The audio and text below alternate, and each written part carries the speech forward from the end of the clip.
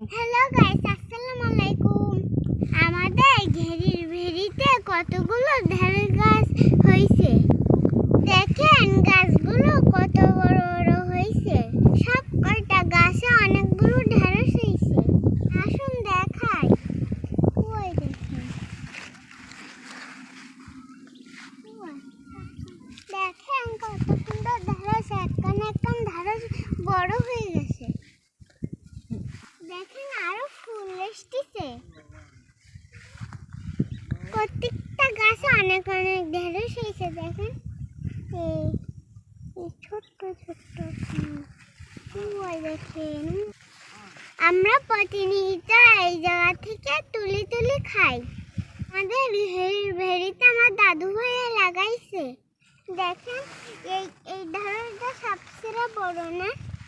ঢেঁড়স গাছে কিন্তু পিঁপড়া লাগে, সেই জন্যই এসে পিঁপড়ে মারা ওষুধ দিচ্ছে। দেখেন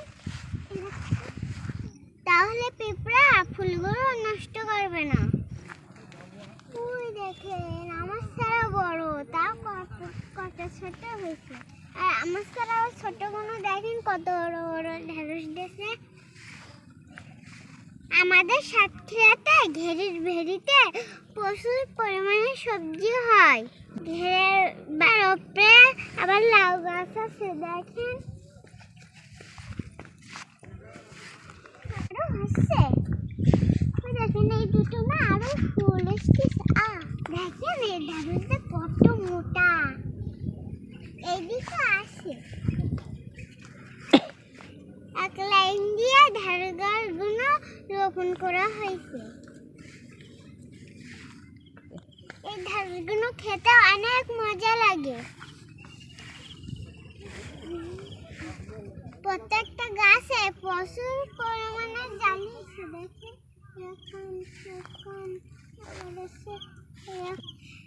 দেখেন একটা গাছে কতগুলো ঢেঁড়স।